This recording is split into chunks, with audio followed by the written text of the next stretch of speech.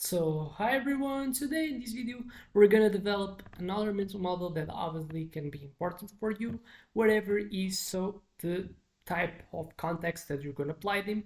You're always gonna be able and you're always gonna be thankful if you have as much more information, obviously information that has to be truthful as possible in your decision making process, because if you have best type informations about how the world works, you're going to have a higher probability to take the best decisions as possible. And then so today I'm going to try to explain another one, and then it's following our series that you're going to explain mental models that explains the business world, and this today will be the first mover advantage, so how to dominate your market by being the first mover and why that happens.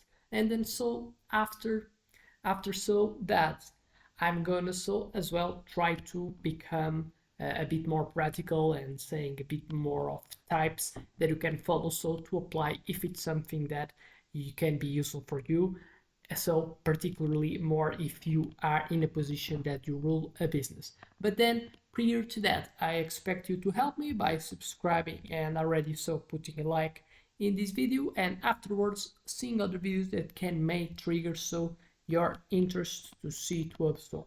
But then so today we're going to talk about the first mover advantage, a mental model taken from the business world. So the first way to start is that to understand that in the business world, sometimes being the first can make or break companies. So, but what this whatever is so the outcome that comes by being the first mover, break, or you kind of make a good company to get prosperity. The reality is that first mover advantage is one of the main positions that you tend to expect a higher type of outcome, whether it is successful or not.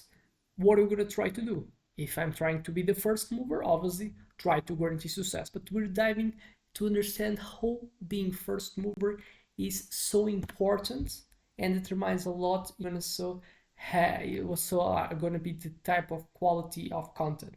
Whatever is low, you're kind of average, or you can go for both extremes, or being extremely successful or not. But why so? It's important to understand first more why they're in that position that I can expect, like having a good type of outcomes, or probably not being nothing, neither touch a bit of being successful. What do we have to understand? First mover advantage refers to the position that a company has by being so the first to enter a market or introduce a new product. And obviously that what you have to understand, probably we have to get real use or real type of scenarios, real companies that they were first mover advantages in, they kind of got a first mover advantage. That's why they are well known. They are the ones that were successful by being the first movers and have benefited a lot by being the first movers. What are these companies like that? Amazon, Netflix, and Tesla. They all have leveraged this strategy to dominate their industry. But so, what we have to understand, what they had that have so benefited, and what so are the benefits that they got from being the first, but as well understanding why other first movers didn't get so the success that three last ones were. So where the first mover advantage works. So what are the good type of things that you can expect by being the first mover? So what is the advantage that comes with being a first mover? Strong brand recognition. Being the first allows you to set industry standards and build a strong consumer base. We have an example, Coca-Cola. Ike switching costs as well. Another thing that's important, because Ike switching costs is a characteristic of the opportunity cost that I've been talking. That's one of the most fundamental things that you have to look like when you try to determine if someone's going to do a behavior or not, is by looking what the opportunity cost that people are perceiving about that specific behavior. Behaviors that have lower type of opportunity cost are the behaviors that I'm going to have a higher tendency to do. But then so first mover tends to have high switching costs. So if consumers invest time or money in your product because it's the only one, and then so they're going to try to get to interact with you, after so a long time, by investing so much time, by investing so much money, they're so are less likely to switch. We have example the Microsoft Windows in 90s that kind of creates a customer base that makes so them by investing so time, by having so much adaptation, the customer being so much adapted to the products, and obviously the product as well having adaptativeness to the consumers that they got over time, makes it harder to kind of go for new alternatives and remains me stuck with that first type of thing that I had, and it's the one that I'm stuck because it was the first one, and so in a moment time the first one is the unique in that specific market. And then so normally a first mover can make you have high switching costs,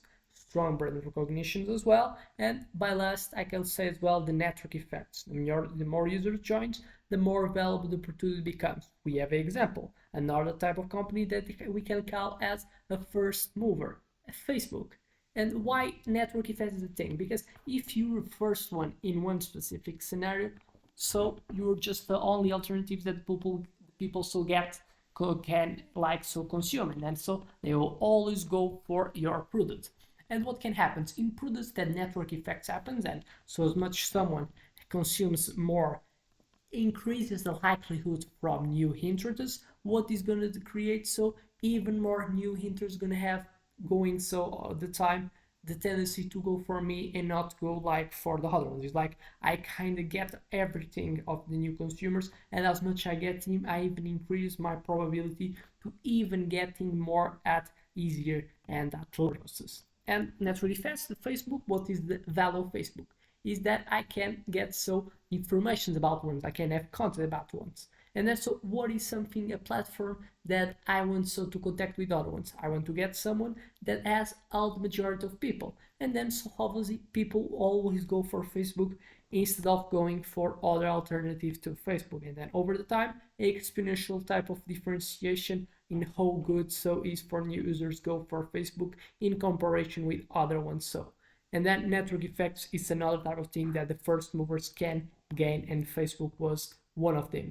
But obviously, we can say that these three were like deterministic. So for Amazon, Netflix, Tesla, depending. So what the depending so the company depends were like the factors that have made so these first movers being the ones being so successful. But we have other things that were so first movers as well, but they have failed. So when first mover fails, sometimes they have technology that advances too fast. So early touch, so by being the first mover, I'm the first one to produce something normally. And so early touch can become obsolete quickly. So example, MySpace loads to Facebook. High market education costs. If you're the first, you may have to spend time heavily to educate the market. Example, Xerox invented a personal computer but didn't dominate. So I can expand, customers get learned. Appears alternative, I already get the education that I've got, but I were so with the feeling that they will so continue using it after this moment of education. But then so appears other ones and already so have customers that are educated, and then so they go for other ones that can have so add a better type of quality product.